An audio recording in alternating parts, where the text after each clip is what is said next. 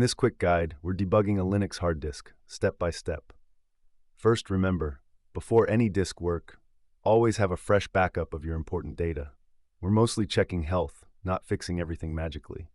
The first tool to know is lsblk, which shows which disks are attached and how they're mounted.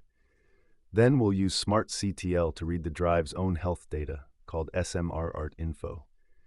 If the file system itself looks suspicious, we'll use fsck to scan and repair it. Let's start by listing our disks with lsblk so we know the correct device name, like dev SDA or dev NVMe0N1. Next, we'll read S.M.A.R.T data with sudo smartctl-a dev SDA and look for words like failed or a high reallocated sector T.